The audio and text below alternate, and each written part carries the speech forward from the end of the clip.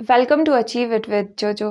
This is Jyoti Sharma. इस video में हम सीखेंगे, डिस्कस करेंगे वेव नेचर ऑफ मैटर के बारे में। इससे पहले की जितनी भी वीडियोस है इस चैप्टर की, फिज़िक्स की, उसकी पूरी प्लेलिस्ट आपको डिस्क्रिप्शन में मिल जाएगी और साथ में एनसीईआरटी की क्लास 12th की मैथमेटिक्स के पूरे 13 चैप्टर्स की वीडियो प्लेलिस्ट भी सारी डिस्क्रिप्शन में अवेलेबल है, आप वहाँ से देख सकते हो।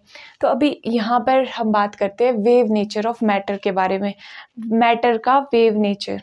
अभी देखो, यहाँ तक हमने क्या पढ़ लिया था, रेडिएशंस के बारे में हमने बहुत कुछ सीखा, रेडिएशन और मैटर। ठीक है, रेडिएशन के बारे में हमने क्या सीखा कि ये जो रेडिएशन थी ये वेव लाइक प्रॉपर्टी शो कर रही थी। जैसे लाइट है, रेडिएशन है, लाइट एक रेडिएशन है, तो लाइट इंटरफेरेंस और डायफ्रैक्शन जैसे फिनोमिना शो कर रही थी, जो कि कैसे पॉसिबल है, तभी पॉसिबल है ना अगर लाइट एज अ वेव काम करे, तभी इंटरफियरेंस और डायफ्रैक्शन जैसे फिनोमिना हो सकते हैं, पोजेस कर सकती है लाइट। अभी नेक्स्ट वेव नेचर तो हो गया। अब नेक्स्ट क्या देखा हमने, फोटो इलेक्ट्रिक इफेक्ट देखा, जिसमें फोटोन लाइट आ रही थी और इलेक्ट्रॉन को नॉक ऑफ करके जा रही थी। मतलब एक तरह से पार्टिकल की तरह लाइट काम कर रही थी वहाँ पे, तो वो पार्टिकल नेचर था। तो यहाँ पे लाइट के क्या थे, रेडिएशन के दो तरह के नेचर थे। अब मैटर की बात आ जाती है। यहाँ तक सारा हो गया लाइट रेडिएशन का डिस्कस। मैटर की बात में पार्टिकल नेचर मैटर का हमें पता है, हम डेली लाइफ में भी एक्सपीरियंस करते रहते हैं। तो इस टाइम तक 1924 तक भी पता था कि हाँ पार्टिकल नेचर है मैटर का। मैटर हम आप पेन, नोटबुक, बॉल्स, हर चीज़ मैटर में आती है। ठीक है, तो अभी 1924 में ये सजेस्ट किया गया, ये हाइपोथेसिस रखा गया कि मैटर, हर एक मैटर के साथ एक वेव एसोसिएटेड होनी चाहिए। और ये मैटर और वेव का कॉन्सेप्ट कंबाइन किसने किया, किसने ये चीज़, महान चीज़ बोली, इन्होंने। Who suggested this, French physicist Louis Victor de Broglie. De Broglie पढ़ते हैं इनको, बट स्पेलिंग को मतलब डी ब्रॉय पढ़ते हैं, बट आप याद रखने के लिए डी ब्रॉगली बोल सकते हो। डी ब्रॉगली भी बोलते हैं कई लोग, तो मैं भी डी ब्रॉगली बोलने वाली हूँ यहाँ पे। इन 1924, तो 1924 में उन्होंने हाइपोथेसिस दिया। अब वो हाइपोथेसिस क्या था, ये moving particles of matter should display wave like properties under suitable condition. कि जब भी कोई भी मैटर मूव कर रहा है, ठीक है, कोई भी मैटर, कोई भी पार्टिकल्स मूव कर रहे हैं, तो उनके साथ एक वेव लाइक, वो एक वेव लाइक नेचर पोजेस करेंगे हमेशा। ठीक है, हमेशा मतलब सुटेबल कंडीशन में, कुछ कंडीशंस में पोजेस करेंगे वेव लाइक नेचर। ठीक है, मतलब कि आप इसको ऐसा भी बोल सकते हो कि जो मूविंग पार्टिकल है या फिर मूविंग मैटर है, उसके साथ एक वेव पैकेट एसोसिएट होगा। ठीक है, with every moving matter, every moving particle there is a wave associated, या फिर आप प्रिसाइसली बोलो तो wave packet associated with it.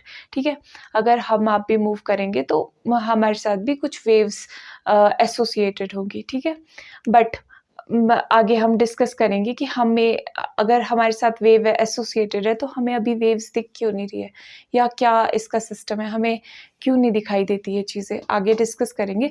But अभी तक ये चीज़ आपको समझ आ गई कि मूविंग है, अगर मैटर पार्टिकल्स मूव कर रहे हैं, अगर पार्टिकल्स मूव कर रहे हैं तो वो क्या शो करना चाहिए उनके द्वारा, वेव लाइक नेचर शो करना चाहिए उनके द्वारा। अब लुई डी ब्रॉगली ने क्या किया, उन्होंने एक रिलेशन भी दिया।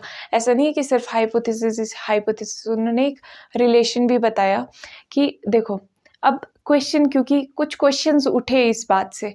अब क्वेश्चन क्या उठे कि अगर कोई मैटर है, वो आप कह रहे हो कि वो वेव की तरह काम कर रहा है, तो वेव तो भाई ऐसी होती है, और अगर वेव ऐसी होती है तो इसकी कुछ वेव लेंथ भी होती है। ये देखो, कुछ वेवलेंथ होनी चाहिए ना, इसकी कुछ फ्रीक्वेंसी होनी चाहिए, कुछ वेवलेंथ होनी चाहिए। वेव की तो बेसिक डेफिनेशंस में ही सबसे पहले, ये वेव की जब भी बात करते हैं तो हम पूछते हैं भाई कितनी वेवलेंथ की वेव है, कितनी फ्रीक्वेंसी की वेव है, क्या सिचुएशन क्या है। तो उन्होंने डी ब्रॉगली ने बताया, प्रपोज किया कि de Broglie propose that wavelength lambda associated with particle of momentum p is given as. तो ये वेव लेंथ आप कैसे फाइंड आउट कर सकते हो, ऐसे, लैम्डा जो कि वेवलेंथ है एसोसिएटेड विद दिस। ठीक है, इस वेवलेंथ को उन्होंने क्या बोला, डी ब्रॉगली, इस वेवलेंथ को क्या बोला जाता है, de Broglie wavelength, de Broglie wavelength.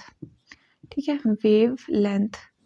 तो ये किस चीज़ के इक्वल है? h/p। ठीक है, किसके इक्वल है? h/p। ठीक है, h क्या है यहाँ पर? Planck's constant. ठीक है, प्लैंक्स कांस्टेंट,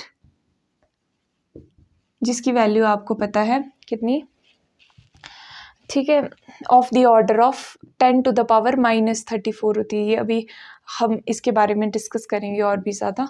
और ये है मोमेंटम। ठीक है, और ये प्लैंक्स कांस्टेंट अगेन। अब मोमेंटम क्या होता है? मोमेंटम मास इनटू वेलोसिटी होता है, quantity of motion contained in the body. और इसको अगर फॉर्मूले वाइज लिखो तो मास इनटू वेलोसिटी। ये किसका मास है?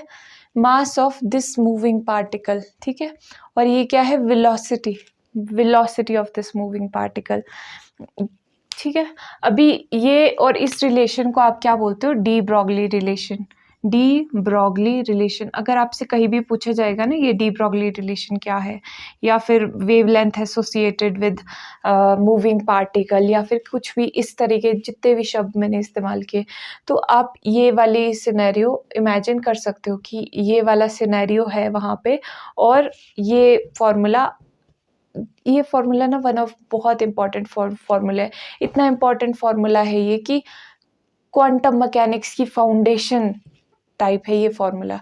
ठीक है, तो क्वांटम मैकेनिक्स पढ़ते हैं जब भी आप क्वांटम की साइड जाते हो, हाई लेवल फिजिक्स है, तो सबसे पहले आपको यही पढ़ाया जाता है। अभी ये डी ब्रॉगली ने प्रपोज किया रिलेशन। अब ये जो भी इन्होंने बातें बोली ना, इसके पीछे इन्होंने आर्ग्यूमेंट क्या दिया? हाइपोथेसिस रख रहे थे। अब इन्होंने कोई एक्सपेरिमेंटल प्रूफ इनके पास तब तक अवेलेबल नहीं था, लेकिन इनको स्ट्रांगली पता था। ठीक है, हाइपोथेसिस मतलब लेजेंडरी आदमी थे ये भाई, कि इन्होंने ऐसे सीधा हाइपोथेसिस दे दिया और वो हाइपोथेसिस करेक्ट भी निकला। और मतलब ठीक है, मतलब समझ रहे हो आप? तो इन्होंने क्या बोला कि देखो नेचर में मोस्टली चीज़ें सिमेट्रिक होती है। तो अगर ये जो लाइट है ये वेव लाइक और पार्टिकल लाइक नेचर पोजेस कर रही है, तो मैटर भी हो सकता है, मैटर भी हो सकता है। पहले तो उन्होंने सोचा होगा कि हो सकता है, फिर जब वो उन्होंने कंफर्म कर लिया होगा सोच के, चीज़ें फिगर आउट करके, तब उन्होंने कहा कि हाँ, मैटर भी वेव लाइक प्रॉपर्टी शो करता है। पार्टिकल लाइक तो है ही, पर वेव लाइक प्रॉपर्टीज भी मैटर शो करता है। ओके ओके, तो आप इसका स्क्रीनशॉट लेना चाहो तो आप इसका स्क्रीनशॉट ले सकते हो, क्योंकि अभी ये इरेज होने वाला है, तो 3 सेकेंड्स है आपके पास। ओके, हो गया, स्क्रीनशॉट ले लिया, तो अब इसको इरेज कर देते हैं। ओके, तो अब जब हमें डी ब्रॉगली रिलेशनशिप से वेवलेंथ मिल ही गई है, तो ऐसा करते हैं कि उसको हैवियर पार्टिकल के लिए 2 सिनेरियोज में टेस्ट कर लेते हैं, खुद ही टेस्ट कर लेते हैं। एक हैवियर पार्टिकल के लिए देखते हैं कि लैम्डा वेवलेंथ कितनी आती है। भारी पार्टिकल जैसे कोई बॉल हो गया, बड़ा पार्टिकल, ठीक है, या फिर कोई कार ले लेना आपने, बाद में कोई भी पार्टिकल ले लेना। ठीक है, अभी के एग्जांपल के लिए यहाँ पे बॉल ले लेते हैं जो कि मूव कर रही है विद वेलोसिटी 20 मीटर पर सेकेंड। और लाइटर पार्टिकल ले लेते हैं जैसे फॉर एग्जांपल इलेक्ट्रॉन। ठीक है, इसके केस में वेवलेंथ निकाल करके देखते हैं। अब जो ये वेवलेंथ के रिजल्ट आने वाले हैं ना, ये बहुत बहुत इंपॉर्टेंट है, क्योंकि यहाँ से आपको पता चलेगा कि आखिर क्यों हम ऑब्जर्व नहीं कर पा रहे हैं। मतलब अभी भी अगर मैं चल रही हूँ तो मेरे साथ कोई वेव ऐसे क्यों नहीं दिख रही है। ठीक है, तो ये देखो, ये मास है और ये वेलोसिटी है। ठीक है, वेवलेंथ निकालने के लिए क्या चाहिए? h/p। ठीक है, p यानी कि h तो प्लैंक्स कांस्टेंट है। ठीक है, ये हमें पता है। p है मोमेंटम यानी कि मास इनटू वेलोसिटी। तो यहाँ पे मास इनटू वेलोसिटी ये वैल्यू पुट कर लेते हैं, पर कैलकुलेट करना ही है तो यहाँ पे ही कर लेते हैं। मास कितना है? 0.12 एंड दिस इज वेलोसिटी 20। अब इस पे यूनिट्स पे ध्यान देते हैं, kg मीटर पर सेकेंड। ठीक है, मोमेंटम आ गया, ये मोमेंटम, ये छोटा वाला p है। ठीक है, अब ये आ गया 24 और साथ में 240, 2 के बाद यहाँ पे। ठीक है, किलोग्राम मीटर पर सेकेंड, ये चीज़ आ गई। अब इसको लैम्डा में पुट करके देख लेते हैं। लैम्डा क्या है? h/p। h कितना है? 6.63 इंटू h इस प्लैंक्स कांस्टेंट, इसकी वैल्यू लिख रही हूँ मैं, 6.63 इंटू 10⁻⁻34 जूल सेकेंड।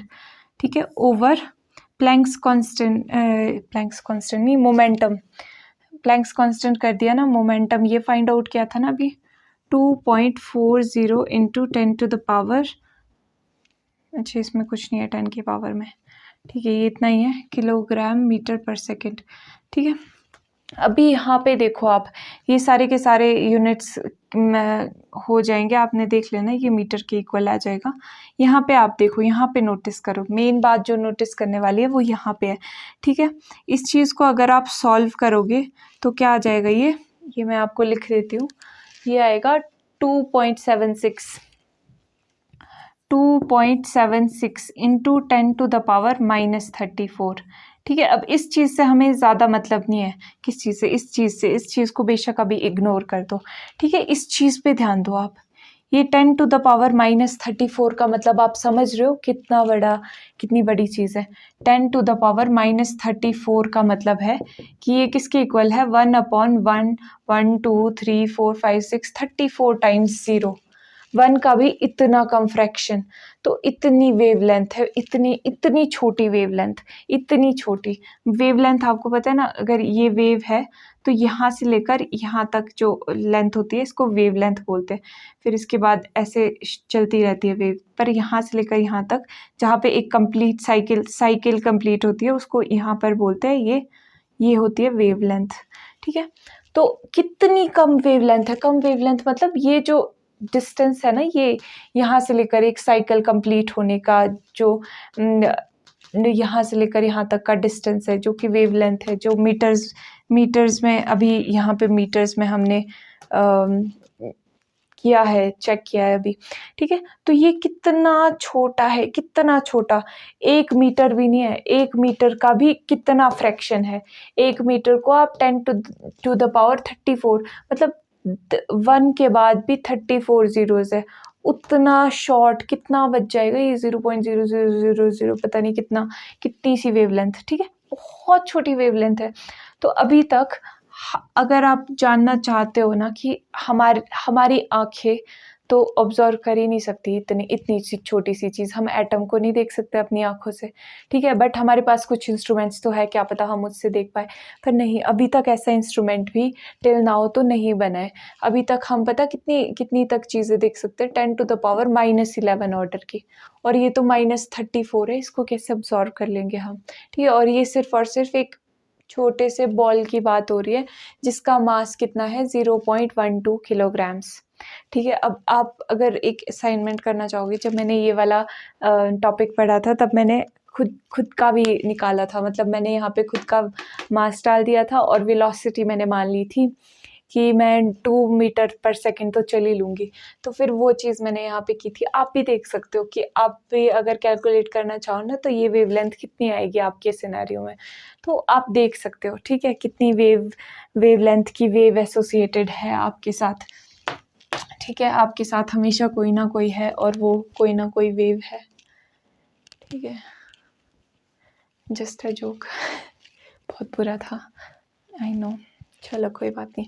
ठीक है, ये अब इलेक्ट्रॉन के केस में देख लेते हैं। तो इलेक्ट्रॉन के केस में ये कितने में बात आती है, क्या ये ऐसे ही हम बात कर रहे हैं कि ये बहुत बड़ा नंबर आया, ये बहुत छोटा सा नंबर आया, यहाँ पे भी तो बहुत छोटा सा नंबर आ सकता है। ठीक है, यहाँ पे देख लेते हैं। अभी लाइटर पार्टिकल के लिए लैम्डा क्या आ जाएगा, लैम्डा क्या होता है, h/p, है ना। तो अब मास इनटू वेलोसिटी, इलेक्ट्रॉन की वेलोसिटी क्या आपको पता है? नहीं, हमें तो सिर्फ इलेक्ट्रॉन का मास पता है। तो ऐसा करते हैं, एक जनरलाइज्ड वो चीज़ बनाते हैं कि हम मोमेंटम को कैसे लिख सकते हैं।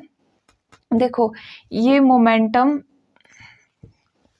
रुको, इलेक्ट्रॉन के केस में हमें काइनेटिक एनर्जी तो पता होती है ना, मोमेंटम बेशक ना पता हो, काइनेटिक एनर्जी तो पता होती है, तो उसका हम यूज़ करते हैं। ठीक है, काइनेटिक एनर्जी ½ mv²। अब यहाँ से मुझे मोमेंटम की एक्सप्रेशन दिख रही है, कैसे आ रही है, यहाँ पे देखो, ½ mv² तो ठीक है। अब यहाँ पे मास इनटू वेलोसिटी है, ठीक है, और पर इसका स्क्वायर है, तो ऐसा करते हैं, सिर्फ वेलोसिटी के स्क्वायर की जगह दोनों का स्क्वायर कर लेते हैं, और क्योंकि दोनों का स्क्वायर हमने कर दिया है तो यहाँ पे मास से डिवाइड भी करना पड़ेगा ना, ताकि ये जब चीज़ ओपन करो तो m square v square over m, एक m से एक m कट जाए तो वही चीज़ बच जाए, हाफ m v स्क्वायर। मतलब हमने एक्सप्रेशन को बिना डिस्टर्ब किए अपना काम निकाल लिया। हमारा काम कैसे निकला, ये देखो मास इनटू वेलोसिटी, ये चीज़ आ गई ना हमारे पास, ये चीज़ तो मोमेंटम है, half p square upon m। ठीक है, यहाँ पे मोमेंटम आ गया, तो यहाँ से मोमेंटम अब निकालना ईजी है, मोमेंटम निकालना ईजी है ना, निकालो ज़रा मोमेंटम। वहाँ पे p स्क्वायर है तो ये 2m अगर दूसरी तरफ ले जाओ, यहाँ पे ले जाओ तो मल्टीप्लाई हो जाएगा 2m। ठीक है, तो 2m टाइम्स काइनेटिक एनर्जी, ठीक है, इक्वल टू p स्क्वायर। अब ये p क्या आ जाएगा, 2 times mass into kinetic energy. अब ये काइनेटिक एनर्जी भी हमने पढ़ी है, किस चीज़ के इक्वल आप लिख सकते हो, जब इलेक्ट्रॉन को हम एक्सेलरेट कर दें फॉर एग्जांपल, तो उसके साथ जो काइनेटिक एनर्जी एसोसिएटेड है उसको आप ऐसे लिख सकते हो, इलेक्ट्रॉन वोल्ट में। ठीक है, तो ये आ गई हमारे पास क्या, मोमेंटम आ गया, मोमेंटम। अब इस मोमेंटम को हम यहाँ पे एक्सप्रेशन में पुट कर देते हैं। ठीक है, इस एक्सप्रेशन में lambda equal to h upon p में पुट कर दिया जाए। चलो, lambda equal to h upon p, तो ये क्या आ जाएगा, एच, वही h 6.63 into 10 to the power something something, h over, पहले पी लिख लेते हैं, 2 times mass e times v. अब यहाँ पे देखो, यहाँ पे वैल्यूज़ पुट कर लेते हैं तो क्या चीज़ें आ जाएगी, यहाँ पे जब आप वैल्यूज़ पुट करोगे, पुट करते रहना आप। ठीक है, क्या आएगा देखो, h प्लैंक्स कांस्टेंट है तो 6.63 इंटू 10 टू द पावर -34। ठीक है, ओवर यहाँ पे अंडर रूट 2 टाइम्स मास ये मास पुट कर दो यहाँ पे, चार्ज ऑफ इलेक्ट्रॉन, ई क्या है, चार्ज ऑफ इलेक्ट्रॉन, ये भी आपको पता है कितना होता है, 10 टू द पावर -19 कुलम्ब्स। ठीक है, ये भी आप यहाँ पे पुट कर दो। और फिर ये एक्सप्रेशन जब आप सॉल्व करोगे ना, वोल्टेज के अलावा हर चीज़ सॉल्व होके मिल जाएगी आपको, तो ये चीज़ आपकी क्या आ जाएगी, किस चीज़ के इक्वल आ जाएगी, आप देखोगे तो ये है आपकी 1.227 over under root v nanometre. देख रहे हो, बात हो रही है नैनोमीटर में, नैनोमीटर, ये इस पे गौर करो आप, ये नैनोमीटर। ठीक है, ये एक्सप्रेशन, ये वोल्टेज तो कुछ नंबर ही होगा, 2 डिजिट नंबर होगा, 3 डिजिट ही होगा मैक्स टू मैक्स, बट यहाँ पे आप ऑर्डर देखो, नैनोमीटर का ऑर्डर पता, मतलब नैनोमीटर से मतलब पता क्या होता है, नैनोमीटर से मतलब है 10 टू द पावर -9 मीटर, ये होता है नैनोमीटर। तो यहाँ पे 10 टू द पावर -9 के ऑर्डर में बात हो रही है। ब्रीफली देखो क्या चीज़ हो रही है कि यहाँ पर एक जगह पे बात हो रही है, यहाँ पे बात हो रही है 10 टू द पावर -34 में, और यहाँ पर बात हो रही है नैनोमीटर में 10 टू द पावर -9 में, 10 टू द पावर -9, इतनी छोटी है यहाँ पे भी बात, पर इससे तो बड़ी बात है, इससे तो बड़ी बात है। ये हम ऑब्जर्व कर सकते हैं क्या, हाँ बिल्कुल हम कर सकते हैं। इलेक्ट्रॉन बहुत छोटा सा होता है, अभी डिस्कस किया कि हम अभी तक 10 टू द पावर -11 मीटर तक हम देख सकते हैं, नोटिस कर सकते हैं, किसी ना किसी ऑप्टिकल इंस्ट्रूमेंट या किसी और इंस्ट्रूमेंट का यूज़ करके हम देख सकते हैं। ठीक है, इलेक्ट्रॉन माइक्रोस्कोप्स, बहुत सारी टाइप के माइक्रोस्कोप्स होते हैं, तो अभी ये चीज़ हम ऑब्ज़र्व कर सकते हैं। तो अब ये चीज़ जब हम ऑब्ज़र्व कर सकते हैं तो हमने देखा कि हाँ ठीक है, ये तो वेरीफाई हो रही है चीज़ें, ये तो आ रही है। तो अब यहाँ पे बात क्या हो गई, लॉन्ग स्टोरी शॉर्ट, कि जो डेली लाइफ है ना, डेली लाइफ, उसको आप मैक्रोस्कोपिक वर्ड भी बोलते हो, मतलब जहाँ पे चीज़ें बड़ी बड़ी है, बहुत बड़ी है, इस इलेक्ट्रॉन, इस छोटे से इलेक्ट्रॉन की कंपैरिजन में बहुत बड़ी चीज़ है यहाँ पे।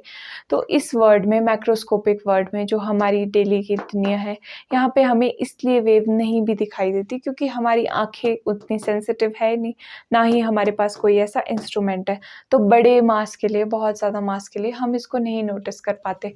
और ऑन द अदर हैंड इस चीज़ को हम छोटे स्केल पे क्वांटम लेवल पे बोल सकते हो आप। तो हम क्वांटम लेवल पे या बहुत छोटे माइक्रोस्कोपिक लेवल पे हम इसको देख सकते हैं। ये चीज़ हम ये फिनोमिना नोटिस कर सकते हैं कि मैटर वेव लाइक प्रॉपर्टीज़ भी शो करता है। ठीक है, तो यहाँ तक हो गया। अभी अगर आप इसमें वोल्टेज भी देखोगे ना, जो आपके एनसीईआरटी में भी दिया हुआ है, रुको एनसीईआरटी का ही मैं आपको बताती हूँ। एनसीईआरटी में एक एग्जांपल दिया हुआ है, वोल्टेज अगर आप 120 लोगे ना, यहाँ पे वोल्टेज V की वैल्यू अगर आप 120 लोगे तो क्या आ जाएगा, यहाँ पे जगह ही नहीं बच गई है, यहीं पे लिखना पड़ेगा किसी प्रकार से। 1.227 ओवर अंडर रूट 120 नैनोमीटर्स, इसमें पुट करोगे ना आप वैल्यू तो क्या आ जाएगा आपके पास 0.112 नैनोमीटर्स। इतनी वेवलेंथ आ जाएगी, इतनी वेवलेंथ आ जाएगी। ठीक है, तो ये जो चीज़ है ये तो ऑब्जर्वेबल है। ठीक है, किसी ना किसी प्रकार से हम ऑब्जर्व कर सकते हैं। तो ये थे दोनों सिनेरियोस जो बहुत इम्पॉर्टेंट है आपको अंडरस्टैंडिंग के लिए भी और वैसे भी। ओके, नेक्स्ट चीज़ अब देखते हैं। स्क्रीनशॉट लेना है तो आप ले सकते हो अभी इसका। अब जो थोड़ी और बातें इसमें रह गई है वो क्या है कि matter wave picture elegantly incorporated Heisenberg's uncertainty principal.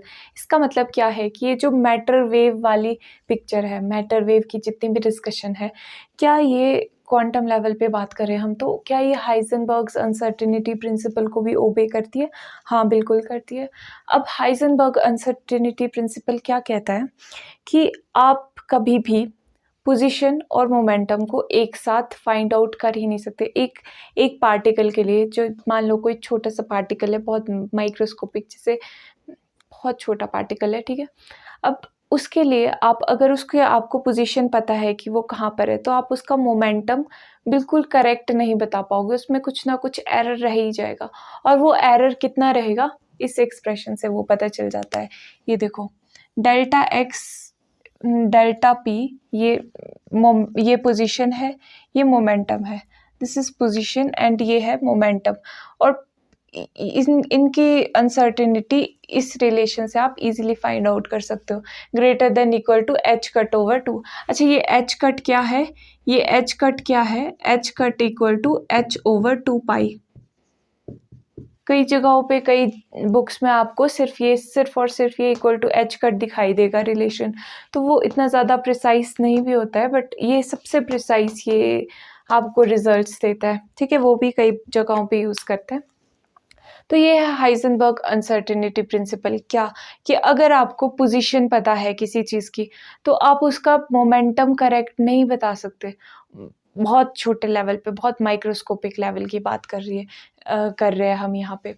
तो अगर आपको मोमेंटम पता है तो आप बता नहीं सकते। अगर आपने ये फाइंड आउट कर लिया ना किसी तरह की कितना मोमेंटम है, तो फिर आप बता नहीं सकते कि इसकी पोजीशन कहाँ पे है एग्जैक्टली। कुछ ना कुछ अनसर्टेनिटी उसमें रह ही जाएगी, और वो इस रिलेशन से आप पता कर सकते हो कि कितनी अनसर्टेनिटी है, कितनी प्लस माइनस का एरर हो सकता है। ठीक है, अभी बॉर्न्स प्रोबेबिलिस्टिक इंटरप्रिटेशन, ये बहुत मज़ेदार सी चीज़ है। इन्होंने क्या बोला बॉर्न ने कि ये जो वेव्स है ये प्रोबेबिलिटी वेव्स है। ये जो मैटर वेव्स है ये आप इसको प्रोबेबिलिटी वेव्स की तरह देख सकते हो।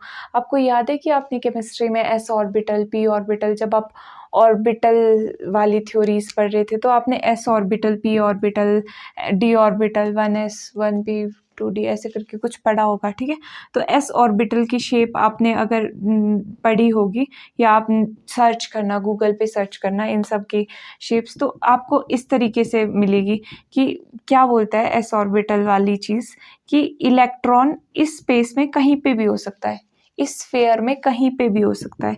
यानी कि प्रोबेबिलिटी इलेक्ट्रॉन के होने की यहाँ पर है, मैक्सिमम इस जगह पे होने की प्रोबेबिलिटी है।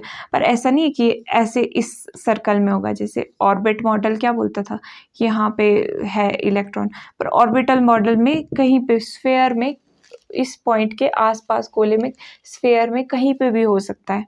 ठीक है, इलेक्ट्रॉन कहीं पे भी एग्जिस्ट कर सकता है। तो there is some kind of uncertainty, but mostly chances यहाँ पे होने के। तो इस तरीके से बहुत सारी जगहों पे हेल्प किए इन मॉडल्स ने फिज़िक्स को और एडवांस लेवल पे समझने के लिए।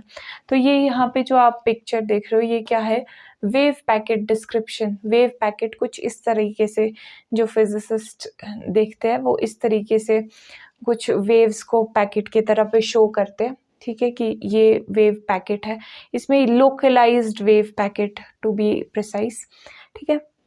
तो यहाँ पे क्या है, ये प्रोबेबिलिटी वेव्स है। यहाँ पे देख सकते हो आप मैक्सिमम इस जगह पे फाइंड आउट करने की, किसी भी पार्टिकल को फाइंड आउट करने की मैक्सिमम प्रोबेबिलिटी यहाँ पे। फॉर एग्जांपल ये प्रोबेबिलिटी, इसका क्या मतलब होता है, देखो आपका ये घर है, ठीक है, ये कैसा घर बन गया, ये देखो मान लो ये कोई घर है, कैसा ही घर बन रहा है, चलो कोई बात नहीं, ठीक है, ये आपका घर है। आप यहाँ पे किसी भी जगह पे हो सकते हो, ठीक है, अपने घर में, लेकिन मैक्सिमम प्रोबेबिलिटी आपके रूम में होने की है, ठीक है। मैक्सिमम प्रोबेबिलिटी इलेक्ट्रॉन की या फिर किसी और पार्टिकल की यहाँ पे होने में, ठीक है। इस तरीके से ये काम करता है कुछ चीज़ें। ये तो सिर्फ एक एग्जाम्पल है ना, और बाकी बहुतों के लिए आप इस तरीके से वेव्स बना सकते हो। तो अभी ये मैटर वेव, अगर ये तो क्या था कि अगर आपको पोजीशन पता है, ठीक है, पोजीशन पता है, पर आप इसका मोमेंटम एग्जैक्टली नहीं बता पाओगे, क्योंकि पोजीशन आपको पता है, कुछ ना कुछ मोमेंटम में इसलिए अनसर्टेनिटी रह जाएगी, कुछ ना कुछ गलतियां आप करोगे ही करोगे कैलकुलेशन में, आप एग्जैक्टली बता ही नहीं सकते। और यहाँ पे अगर आपको मोमेंटम पता है, मान लो मोमेंटम 0 है, तो देखो इसमें ज़रा डाल के देखो, मोमेंटम 0 होगा तो क्या होगा, डेल्टा एक्स में अनसर्टेनिटी कितनी होगी, h cut over 2 times delta P, है ना, ये डेल्टा पी दूसरी तरफ। तो अगर ये चीज़ 0 हो जाएगी, ठीक है, या नियर अबाउट 0 रख लो, ठीक है, तो ये चीज़ किसको अप्रोच कर रही है, ये वाली चीज़ इन्फिनिटी को अप्रोच कर रही है ना, इनफाइनाइट, ठीक है। तो ये आप बता नहीं पाओगे कि पोजीशन कहाँ पे है, ठीक है। अब ये पूरी की पूरी वेव पूरे स्पेस में फैल गई, ये अभी तक यहाँ तक थी ना, लाइन में सिर्फ यहाँ तक थी, कम से कम यहाँ तक तो आप बता सकते थे कि यहाँ से लेकर यहाँ तक है भाई, कहीं ना कहीं हमारा इलेक्ट्रॉन या फिर हमारा वो जो छोटा सा पार्टिकल है माइक्रोस्कोपिक, पर यहाँ पे आप नहीं बता पाओगे, ठीक है, क्योंकि यहाँ पे तो पूरी की पूरी वेव ऐसे स्प्रेडेड है और इसकी कुछ वेव लेंथ भी, ठीक है। तो ये थोड़ा ज़्यादा एडवांस हो गया, पर चलो कोई बात नहीं। इसके ऊपर एक क्वेश्चन भी देख लेते हैं। एक क्वेश्चन, जब हम यहाँ तक पहुँच गए तो एक क्वेश्चन देख लेते हैं। और ये जो डी ब्रॉगली हाइपोथेसिस है, ये कहाँ पर, ये जर्मर एक्सपेरिमेंट आपने पढ़ा होगा, डेविसन एंड जर्मर एक्सपेरिमेंट हम पढ़ेंगे। उन्होंने ये वेव नेचर ऑफ मैटर को वेरीफाई करने के लिए एक एक्सपेरिमेंट डिज़ाइन किया था, तो उन्होंने ये वेरीफाई भी किया था। चलो अभी एक क्वेश्चन कर लेते हैं। Okay, so this is the question. What is the de Broglie wavelength of 3 kg object moving with speed of 2 meter per second?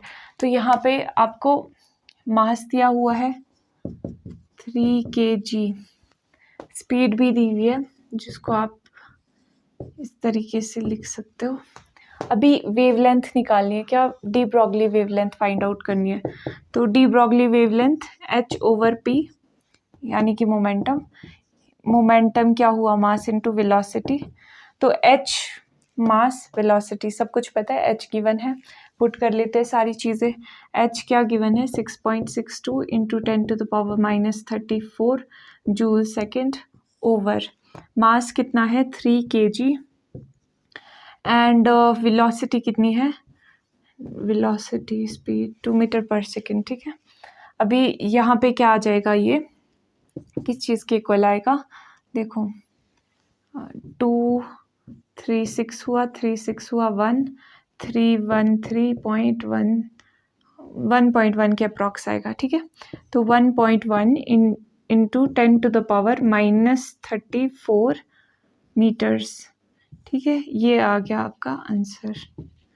इतने सिंपल से क्वेश्चन होते हैं इसके, मज़ेदार से क्वेश्चन, कुछ मोस्टली ऐसे ही क्वेश्चन होते हैं। चलो ठीक है, तो अभी इस वीडियो को लाइक ज़रूर कर देना। पर अच्छा, एक समरी थोड़ी बहुत कर लेते हैं। समरी ये है कि हमने क्या देखा था, मोस्ट इम्पॉर्टेंट चीज़ तो ये रिलेशन ही था ना। हमने देखा कि नेचर में मैटर जितना भी मैटर है उसके साथ एक वेव एसोसिएटेड है, to be precise wave packet associated है उसके साथ, ठीक है। तो ये हाइपोथेसिस किसने दिया था? डी ब्रॉगली ने, ठीक है। डी ब्रॉय हाइपोथेसिस के नाम से इसको जाना जाता है। तो उन्होंने एक रिलेशन भी दिया था कि अगर ये वेव की तरह है तो मैटर वेव भी बोलते हैं इसको। तो इस मैटर वेव की वेवलेंथ कितनी होगी, कैसे पता चलेगा? लैम्डा इक्वल टू h/p, इस रिलेशन से पता चलेगा। और ये जो रिलेशन था और ये जो भी हाइपोथेसिस था, ये हाइजेनबर्ग्स अनसर्टेनिटी प्रिंसिपल को भी मानता था, मतलब मानता इन द सेंस कि जब इसके रिजल्ट्स कंपेयर किए, रिजल्ट्स देखे, तो वो incorporation with that Heisenberg's principle आ रहा था, अनसर्टेनिटी प्रिंसिपल, जो कि क्या कहता है कि आप कभी भी पोजीशन और मोमेंटम को साथ में नहीं बता सकते हो माइक्रोस्कोपिक बहुत छोटे ऑब्जेक्ट्स के लिए। उसमें कुछ ना कुछ मिस्टेक रह ही जाती है, अनसर्टेनिटी रह ही जाती है। और वो कितनी अनसर्टेनिटी होती है वो पता चलता है delta x into delta p greater than equal to h cut over 2, ठीक है। जहाँ पे वो h कट या फिर h बार जो भी बोलते हैं उसको h ओवर 2 पाई के इक्वल होती है, ठीक है। फिर नेक्स्ट चीज़ और हमने क्या देखी थी? Borns interpretation, probabilistic. ये थोड़ा एडवांस टॉपिक है, बॉर्न्स इंटरप्रिटेशन।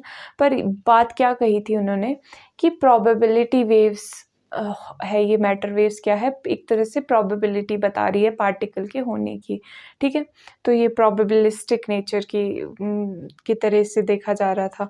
तो और ये borns interpretation exactly wave function से एसोसिएटेड है। बहुत हाई लेवल की बात, थोड़े आपके लेवल की नहीं होगी ये 12th के, बट आगे आप पढ़ोगे इस चीज़ के बारे में कि किस तरीके से एग्जैक्टली प्रोबेबिलिटीज़ बताती है। और देन नेक्स्ट क्या चीज़ पढ़ी थी? प्रोबेबिलिटीज़। वैसे ये ना मॉड्यूलस का बता ही देती हूँ आपको, ऐसे ही याद रह जाएगा। कोई हाई लेवल का स्टूडेंट देख रहा होगा तो इस तरीके से ये वेव फंक्शन होता है, इसके मॉड्यूलस का स्क्वायर करके, यानी कि वेव्स की टर्म में बात करो। वेव्स, जैसे हम वेव्स दिखा रहे थे ना, तो ऐसी वेव दिखा रहे थे हम, ठीक है। तो अब अगर इसका आप मॉड्यूलस ले लोगे तो ये मॉड्यूलस अगर आप ले लोगे तो ये कुछ इस तरीके से आता है, ठीक है। इस तरीके से मॉड्यूलस से आप प्रोबेबिलिटी बहुत कुछ बता सकते हो। थोड़ा ये नेक्स्ट लेवल की बात है। चलो यहीं तक करते हैं इसको। फिर हमने एक न्यूमेरिकल भी डिस्कस कर लिया। तो अब आपने क्या करना है? वीडियो को लाइक कर देना है, शेयर कर देना है, और नेक्स्ट वीडियो के लिए भी मिलना है ज़रूर, और सपोर्ट दिखाना है हर वीडियो के नीचे। Okay, bye bye, take care.